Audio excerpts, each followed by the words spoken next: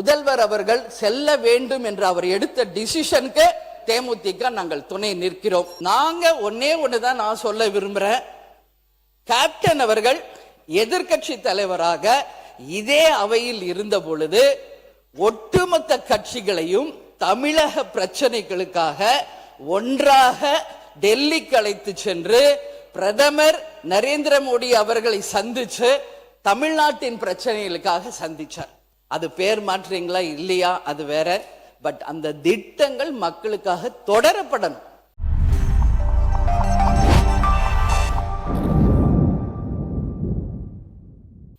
பேரவைத் தலைவர் அவர்களே, முதலமைச்சர் அவர்களே, எதிர்கட்சி தலைவர் அவர்களே, அமைச்சர் பெருமக்களே, இந்த அவையிலே வீற்றிருக்கும் அனைத்து சட்டமன்ற உறுப்பினர்களே, அவையில் பணியாற்றும் பணியாளர்களே, காவலர்களே, அத்தனை பேருக்கும் என்னுடைய வணக்கங்களை தெரிவித்துக் கொண்டு, ஆல்மோஸ்ட் லஞ்ச் டைம்ல எனக்கு பேச கொடுத்துருக்கீங்க. எல்லாரும் இங்க பசியில டயர்டா இருக்காங்க. ஸோ என்னுடைய பேச்சு நான் ரொம்ப சுருக்கமா பேசுறேன். மானிய கோரிக்கை வரும்போது நான் விரிவாக பேசுகிறேன். இன்னைக்கு எல்லாரும் அவங்கவுங்க கருத்துக்களை பேசியிருக்கோம். இன்னைக்கு அதுக்கு எல்லாம் விட முக்கியமா இன்னைக்கு உலக கதர் தினம். அந்த கதர் தினம் இன்றைக்கு நம் நாட்டுக்கு சுதந்திரம் வாங்கி கொடுக்க போராடிய சுதேசியை கொண்டு வந்த நம்மளுடைய தந்தை காந்தியடிகளுக்கு இந்த நாளிலே நினைவு கூறுவோம். கதர் ஆடைகள் என்பது இந்தியர்களுக்கும் தமிழர்களுக்கும் உரிய பாரம்பரியமான உடை. அவையில் இருக்கும் அனைத்து சகோதரர்களையும் நான் பார்க்கிறேன். எல்லாரும் கதர் உடித்து எப்பொழுதும் ஒரு சிறந்த உதாரணங்களாக தமிழகத்தின் சட்டமன்ற உறுப்பினர்கள், பாராளுமன்ற உறுப்பினர்கள் தமிழ்நாட்டின் எடுத்துக்காட்டாக விளங்குறீங்க. இவை எல்லாவற்றுக்கும் முக்கியமாக தேசிய முற்போக்கு திராவிட கழகத்தின் நிறுவன தலைவர் புரட்சி கலைஞர் கேப்டன் உச்ச நட்சத்திரமாக இருந்த காலத்திலே இருந்தே தன் வாழ்நாள் முழுவதும் கதராடைகளை உடுத்துவதையே தன் வாழ்நாள் கடமையாக கொண்டிருந்தார். அவர் பல இளைஞர்களுக்கு எடுத்துக்காட்டாகவும் வாழ்ந்திருக்கிறார் என்பதை இந்த நேரத்தில் நான் பதிய வைக்க விரும்புகிறேன். ஏன்னா அந்த கதர் உடையை தமிழுடைய தமிழகத்தின் பாரம்பரிய உடையா அனைவருமே எப்பவும் ஒரு கலாச்சார உடையாக பயன்படுத்தணும்னு சொல்லி இந்த நேரத்தில் கேட்டுக்கிறேன். அதே போல நான் சார்ந்த தேசிய முற்போக்கு திராவிட கழகத்திற்கும் தலைவர் அவர்களுக்கும், நான் வெற்றி பெற்ற விருதாச்சலம் தொகுதி மக்களுக்கும் விருதகிரீஸ்வரருக்கும், எங்கள் கழக தொண்டர்கள் நிர்வாகிகளுக்கும் இந்த நேரத்தில் என் நன்றிகளை தெரிவித்துக் கொள்ள கடமைப்பட்டிருக்கிறேன். இன்றைக்கு நாம பேச வேண்டியது பட்ஜெட் குறித்த அந்த பதில் நாம் சொல்லணும். இன்னைக்கு 2 பட்ஜெட் முடிஞ்சிருக்கு. ஒன்று ஜெனரல் பட்ஜெட், இன்னொன்னு வேளாண் பட்ஜெட்.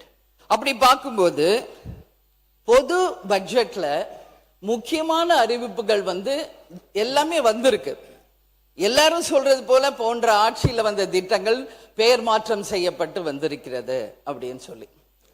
என்ன பொறுத்த வரைக்கும், தேமுதிகவை பொறுத்த வரைக்கும் மக்கள் விரும்பும், மக்கள் வரவேற்கும் திட்டங்கள் எந்த ஆட்சி வந்தாலும் தொடர வேண்டும் என்பதுதான் தேமுதிகவினுடைய நிலைப்பாடு.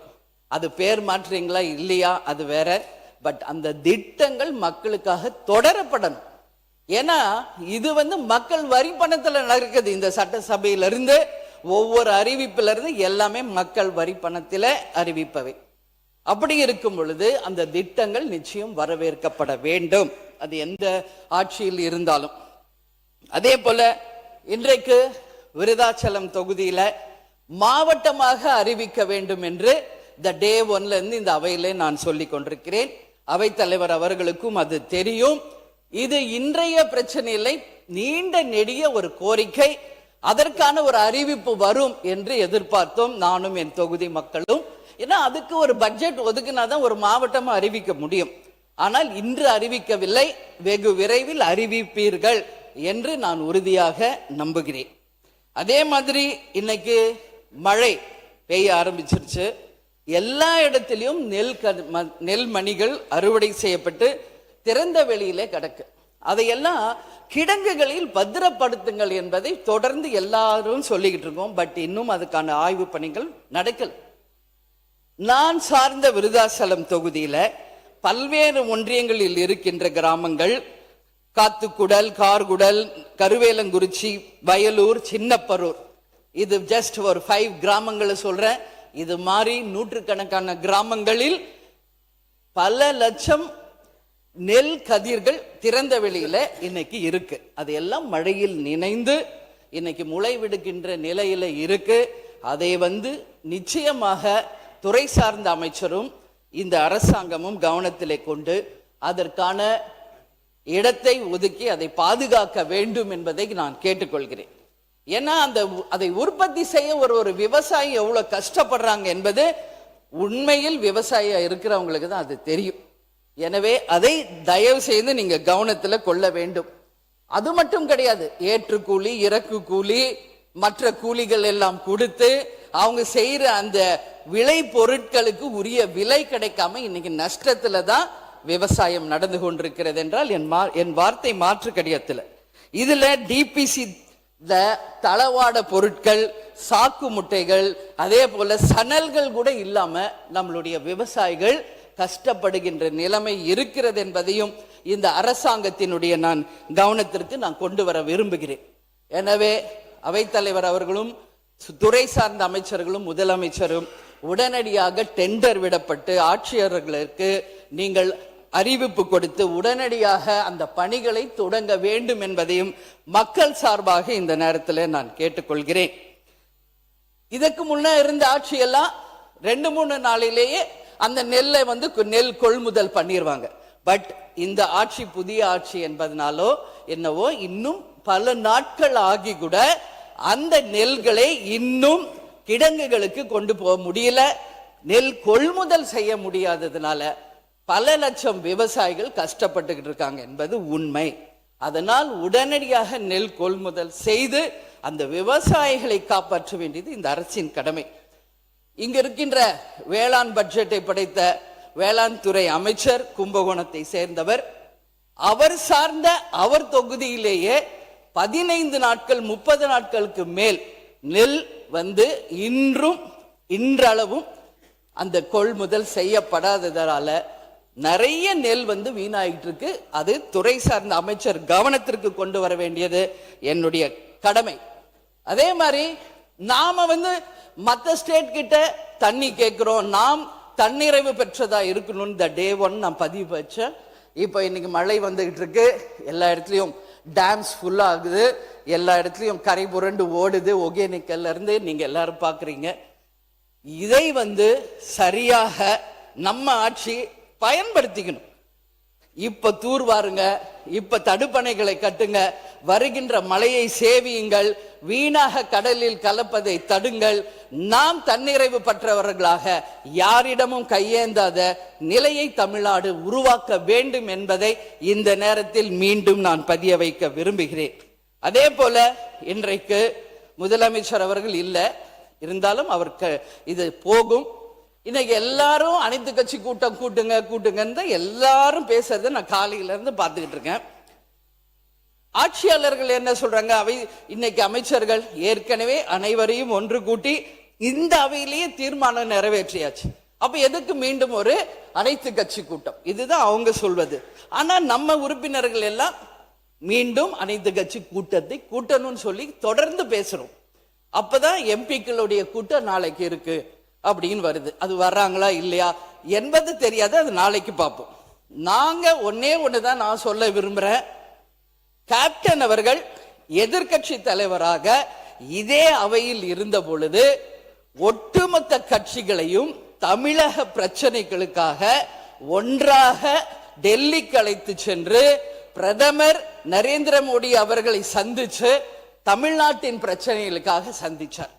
அதுபோல் நமது முதல்வர் அவர்களும் இது நம்ம மக்கள் பிரச்சனை, நம்ம தமிழ்நாட்டின் பிரச்சனை, இங்க எந்த வேறுபாடு வேணாம், அனைத்து கட்சியையும் ஒன்றாக திரட்டி தமிழ்நாட்டின் பிரச்சனையாக இருக்கும் நீட்டுக்காகவும் மேகதாதுக்காகவும் காவேரி தண்ணீருக்காகவும் நிச்சயமாக எல்லாரையும் அழைத்து சென்று 10 நிமிஷம் முடிஞ்சிச்சுங்க. சுருக்கமாக முடிங்க. நான் ரொம்ப ஷார்ட்டா பேசும், உங்களுக்கே தெரியும். ஜஸ்ட் 5 மினிட்ஸ், அதுக்கு மேல நான் எடுக்க மாட்டேன். எப்பவுமே என்ன டாபிக் அதை தான் நான் பேசுவேன், பக்கம் பக்கமா வாசிக்க மாட்டேன், உங்களுக்கு தெரியும். சோ கண்டிப்பாக பிரைம் மினிஸ்டர் சந்திச்சு நம்ம தமிழ்நாட்டு பிரச்சனைகளுக்காக பேச வேண்டும் என்று ஒரு அவையில என்னுடைய பதிலை நான் சொல்ல கடமைப்பட்டிருக்கிறேன். அதே மாதிரி இந்த பட்ஜெட்ல ஒட்டுமொத்த விவசாயிகள் மக்கள் எதிர்பார்த்தது விவசாயிகளினுடைய கடன் முழுமையாக தள்ளப்படும் அப்படின்றத எதிர்பார்த்தாங்க. ஆனா அது அறிவிக்கப்படவில்லை என்பது ஏமாற்றமாக இருக்கு. ஏன்னா எல்னினோ, தண்ணி இல்ல, சம்பா குருவை எல்லாம் முடிஞ்சு இன்னும் பயிர் பண்ண முடியாத நிலையில விவசாயிகள் இருக்காங்க. இந்த நிலையில் முழு கடன் தள்ளுபடி இல்லை என்பது அனைவருக்கும் ஒரு ஏமாற்றம். நிச்சயம் அரசு இதை கவனத்தில் கொள்ள வேண்டும் என்பதை நான் கேட்டுக்கொள்கிறேன். அதே போல இங்க நாம எல்லாருமே இப்ப என்ன பேசணும்னா, கடன் வாங்குறத பத்தியே தான் எல்லாரும் பேசிட்டு இருந்தாங்க. நான் பார்த்தேன், ஒரு தலையின் மீதும் 1,28,800 ரூபாய் கடன் தமிழ்நாட்டில் இருக்கு. மோர் தென் 10 lakhs crores ஒரு இன்னைக்கு தமிழ்நாடு கடன்ல இருக்கு. இது ஏற்கனவே இருந்த ஆட்சியில இருந்து வந்தது என்பதை பினான்ஸ் மினிஸ்டர் சொன்னாரு, எல்லாமே கேட்டோம். இது கடன் நம்ம கடனை பத்தி பேசுறோம். இது யார் மேலேயுமே நம்ம தப்பு சொல்ல முடியாது. ஏன்னா ஸ்கூல்ல இருந்து நம்ம டீச்சர்ஸ எப்படி கடன் வாங்கி கணக்கு போடணும் தான் நம்மளுக்கு சொல்லி கொடுத்துருக்காங்க. எப்படி பக்கத்துல கடன் வாங்கணும், இது எப்படி சால்வ் பண்ணணும்னே நம்மளுக்கு சொன்னதுனாலே என்னவோ இன்னைக்கு ஒவ்வொரு குடும்பமும் நம் தமிழ்நாடு கடன்லயே போயிட்டு இருக்கு. ஆனால் இதே ஜப்பான் போன்ற நாட்டில் பார்த்தீங்கன்னா எப்படி கடன் வாங்கி அந்த மேத்தமெட்டிக்ஸ் சால்வ் பண்ணணும்னு சொல்ல மாட்டாங்களாம். அதுக்குள்ளேயே சால்வ் பண்ணி கடனே வாங்காத ஒரு மேத்தமெட்டிக்ஸ்ல அங்க பயிற்சி பண்றாங்க. சோ உயர்கல்வி அமைச்சர் அவர்களே, கொஞ்சம் கடன் வாங்காம ஸ்டூடெண்ட்ஸை ஸ்கூல் லெவல்ல இருந்து நீங்க பிராக்டிஸ் கொடுக்கணும்னு சொல்லி நான் கேட்டுக்கிறேன். அதே மாதிரி இன்னைக்கு காவேரியில இருந்து தண்ணி வந்துருச்சு அப்படின்னு இங்க எதுவும் பெருமைப்படுறது மாதிரி இல்ல. வெறும் உபரி வாட்டர் தான் திறந்து விடப்பட்டிருக்கிறது. காவேரி நமது உரிமை, அதை தர வேண்டியது கர்நாடகாவின் கடமை. இதை யாரும் மாற்ற முடியாது. மேகதாது வருமா வராதா, காவேரியில தண்ணி திறப்பாங்களா திறக்க மாட்டாங்களா, 150 ஆண்டு காலமா நம்ம பேசிக்கிட்டே தான் இருக்கோம். என்ன பிரயோஜனம், என்ன தீர்வு, கொடுத்துதான் ஆகணும். நீங்க அமைச்சர் அவர்களும் சரி, முதல்வரும் சரி, ஸ்ட்ராங் டிசிஷன் எடுங்க. ஒட்டுமொத்த எதிர்கட்சிகளும் தமிழ்நாடு மக்களும் உங்க பின்னாடி நிப்பாங்க. விவசாயிகளுக்காக, நிச்சயமாக தமிழ்நாட்டு பிரச்சனைக்காக. இதுல எந்த மாற்று கருத்தும் கிடையாது. So take strong decision. Mekedatu அணை கட்டக்கூடாது. காவேரியில எங்களுக்கான உரிமை தந்துதான் ஆகணும். இல்லைன்னா அது எப்படின்றது நம்ம எல்லாரும் சேர்ந்து பார்ப்போம். நான் தான் சொன்ன முதல்வர் கர்நாடகா போனோம். அவரும் ஃபர்ஸ்ட் டைம் சிஎம், நம்ம சிஎம்மும் ஃபர்ஸ்ட் டைம் சிஎம். போட்டுமே, போய் பேசட்டும். இப்ப என்ன ஆயிடுச்சு, 2 பேரும் அவர் கூப்பிடுறாரு, நீங்க போங்கன்னு சொன்னது நான் தான். பட் இப்போ என்னவோ அவங்க வர வேணான்ட்டாரு. ரைட், போல. நான் என்ன சொல்றேன், ஏன் போக கூடாதுன்றீங்க? எல்லாம் போங்க. யாருக்காக போறாங்க? நம்ம மக்களுக்காக, நம்ம விவசாயிகளுக்காக போறாங்க.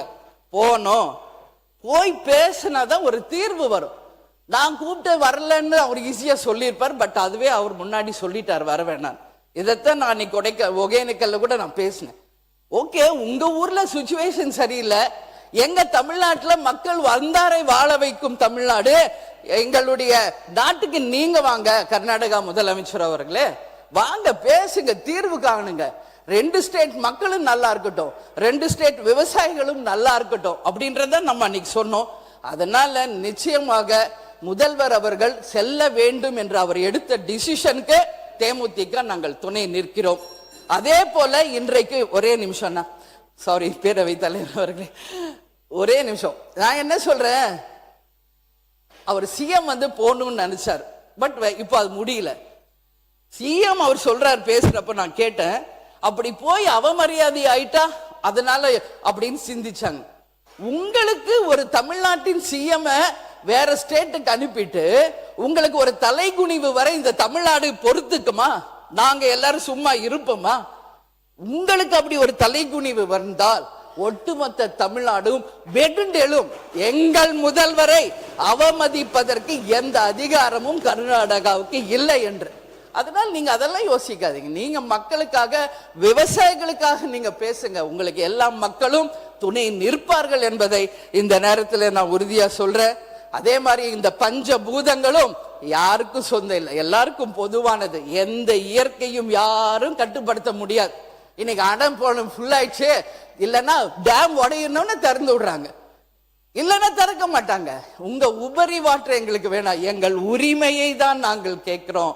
அதனால பஞ்சபூதங்கள் அனைவருக்கும் சமம், இயற்கை அனைவருக்கும் சமம் என்பதை இந்த நேரத்தில் நான் தெரிவிச்சுக்கிறேன். அதே மாதிரி இங்க 717 மதுபான கடைகளை பத்தி பேசினாங்க. ஒரே ஒரு விஷயம், இன்னும் ஏன் தொகுதியில கூட அது மூடப்படவில்லை என்பதை உங்க கவனத்திற்கு நான் கொண்டு வருகிறேன். அதே போல கேப்டன் அவர்கள் 45 ஆண்டு காலம் வாழ்ந்த சாலி கிராமம், முதல்வர் அவர்களும் எங்க வீட்டு பக்கத்துல அதே சாலி கிராமத்துல தான் பல ஆண்டுகள் வாழ்ந்தார். அங்க விருகம்பாக்கம் சட்டமன்ற உறுப்பினர் கவனத்திற்கு நான் கொண்டு செல்லணும்னு விரும்புறேன். இது விருகம்பாக்கம் தொகுதி மக்கள், நாங்க பல ஆண்டுகள் அங்க வாழ்வதனால என்னிடம் வந்து முறையிட்டது. இன்றைக்கு ஜெயகோபால் கரோடியா பள்ளிக்கூடம் ரொம்ப பிரசித்தி பெற்றது. பக்கத்திலேயே ஒரு கோயில் இருக்கு, அங்க ஒரு மதுபான கடை நடந்து கொண்டிருக்கிறது.